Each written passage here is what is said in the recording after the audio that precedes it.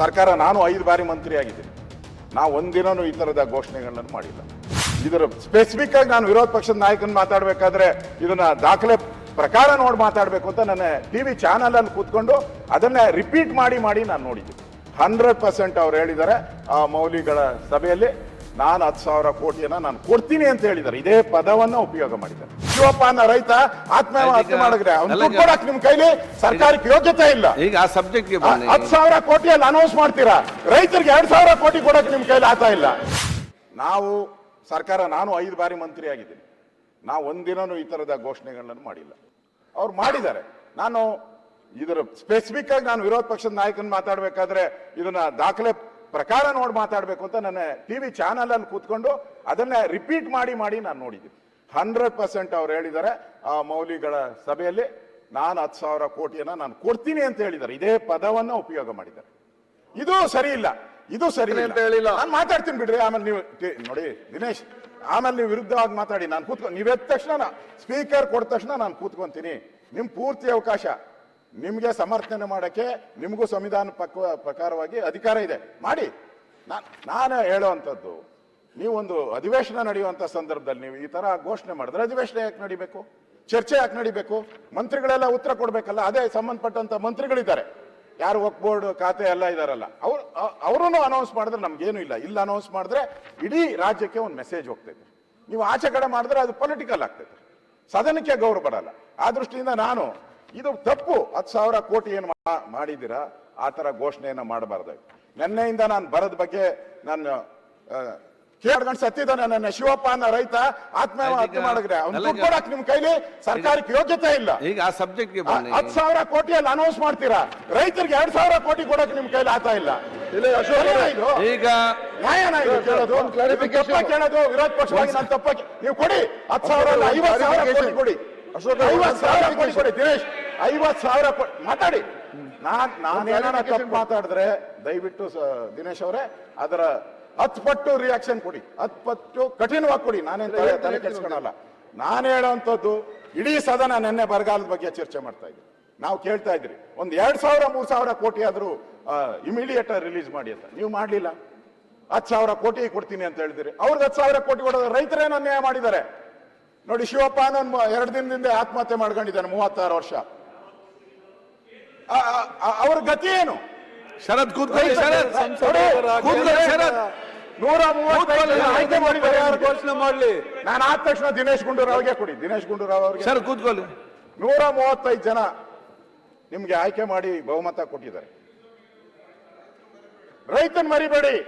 ರೈತರ ಶಾಪ ತಟ್ಟಿದ್ರೆ ಈ ಸರ್ಕಾರ 1 ನಿಮಿಷ ಹೊಡೆಯಲ್ಲ.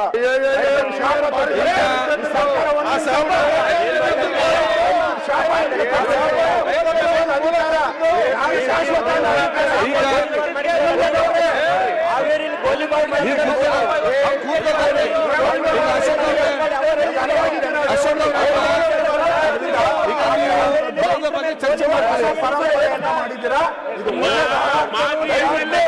ಈ ಹೇಳಿಕೆಯನ್ನ ಹಿಂಪಡಿಬೇಕು ಅಂತ ಹೇಳಿ ಆಗ್ರಹ ಮಾಡ್ತಾ ಇದ್ದೀವಿ. ಲಾ ಮಿನಿಸ್ಟರ್ ಅವರು ಕೂತ್ಕೊಳ್ಳಿ. ಆಯ್ತು, ನೀವು ಕೂತ್ಕೊಳ್ಳಿ. ಎಲ್ಲ ಬುದ್ಧಿವಂತರು ಹೇಳಿದ್ದು ನಿಂತು ಅವ್ರು ಕೂತ್ಕೊಳ್ಳಿ. ದಯವಿಟ್ಟು ಮಿನಿಸ್ಟರ್ ಮಾತಾಡಿ. ಗೋನ್ ರೆಡ್ಡಿ ಅವ್ರು ಕೂತ್ಕೊಳ್ಳಿ, ಮಿನಿಸ್ಟರ್ ಮಾತಾಡ್ತಾರೆ. ಮಾನ್ಯ ಸಭಾಧ್ಯಕ್ಷರೇ, ವಿರೋಧ ಪಕ್ಷದವರು ಆಕ್ಷೇಪಣೆಗಳನ್ನೆಲ್ಲ ಇಲ್ಲಿ ಎತ್ತಿದ್ದಾರೆ. ಮಾನ್ಯ ಮುಖ್ಯಮಂತ್ರಿಗಳ ಹೇಳಿಕೆ ಬಗ್ಗೆ. ಮಾನ್ಯ ಮುಖ್ಯಮಂತ್ರಿ ಹೇಳಿಕೆಯಲ್ಲಿ ಯಾವುದೇ ರೀತಿಯ ಆಕ್ಷೇಪಾರ್ಹವಾದಂಥ ಯಾವುದೇ ಹೇಳಿಕೆ ಕೊಟ್ಟಿಲ್ಲ ಅವರು. ಯಾಕೆ ಅಂತ ಹೇಳಿದ್ರೆ ಹೇಳ್ಬಿಡ್ತೀನಿ ತಾಳಿ. ಯಾಕೆ ಅಂತ ಹೇಳ್ತೀನಿ. ಯಾಕೆ ಅಂತ ಹೇಳಿ ಹೇಳಿರ್ತಕ್ಕಂಥದ್ದು, ನಾವು ಪ್ರಸಕ್ತ ವರ್ಷದಲ್ಲಿ 3,000-4,000 ಕೋಟಿ ಕೊಟ್ಟಿದ್ದೀವಿ ಅಂತ ಆ ರೀತಿ ಹೇಳಿ, ನನ್ನ ಅವಧಿಯಲ್ಲಿ ನಿಮಗೆ ಕೊನೆಯಲ್ಲಿ 10,000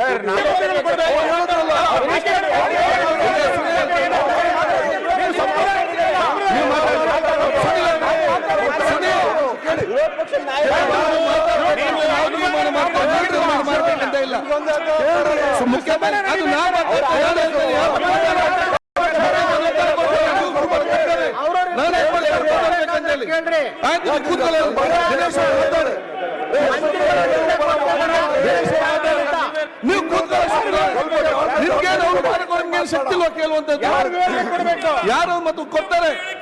ಅವರು ದಿನೇಶ್ ಅವರ ಮಾತು ಕೇಳೋ ಶಕ್ತಿ ನಿಮ್ಗೆ ಯಾರಿಗಿಲ್ವಾ?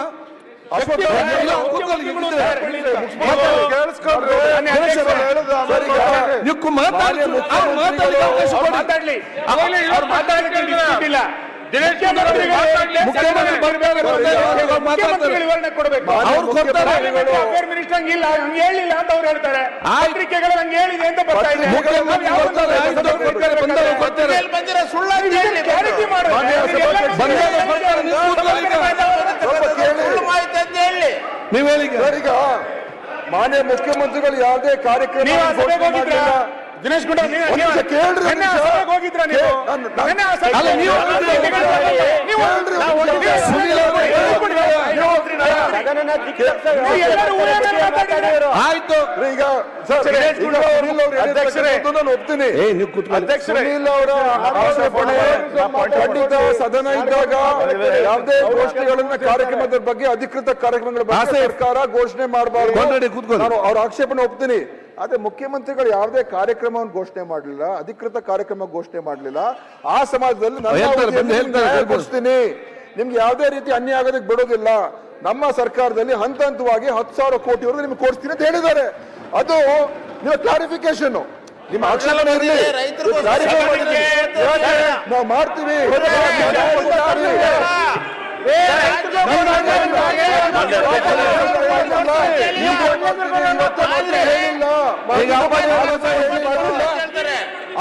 ಸುಮ್ಮನೆ ಕೂತ್ಕೊಳ್ಳಿ ಅವರು. ಈಗಲೇ ಈಗ ನೀವೇನಲ್ಲಿ ಇದ್ದೀರಾ? ನೀವು ಅಲ್ಲಿದ್ದೀರಾ? ಸ್ಪಾಟ್ ಅಲ್ಲಿ ಇದ್ದೀರಾ? ಇಲ್ಲ, ನೀವು ಸ್ಪಾಟ್ ಅಲ್ಲಿ ಇದ್ದೀರಾ? ಅವ್ರು ಮುಖ್ಯಮಂತ್ರಿ ಬರ್ತಾರೆ. ಅಧ್ಯಕ್ಷರೇ, ಆಯ್ತು, ಅಧ್ಯಕ್ಷರೇ, ಅಪ್ಪಾಜಿ ಅವ್ರು ಮಾತಾಡಿ. ಅವ್ರು ಮಾತಾಡಿ.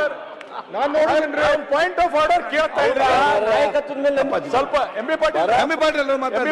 ಸ್ವಲ್ಪ ಕೂತ್ಕೊಳ್ಳಿ.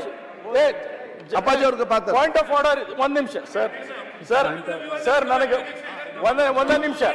ನಾನು ಅವ್ರು ಮಾತಾಡ್ಲಿ. ಆಯ್ತು, ಗೊತ್ತಾಯ್ತು, ಎಲ್ಲ ವಿಚಾರ ಗೊತ್ತಾಯ್ತು. ಆಯ್ತು, ಎಲ್ಲ ಗೊತ್ತಾಯ್ತು. ಅವ್ರು ಮಾತಾಡ್ತಾರೆ. ಸುಮ್ಮನೆ ವಿಚಾರ ಹೇಳ್ತೀರಲ್ಲ.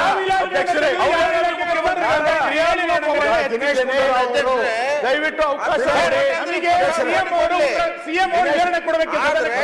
ಸಿಎಂ ಉತ್ತರ ಕೊಡ್ತಾರೆ.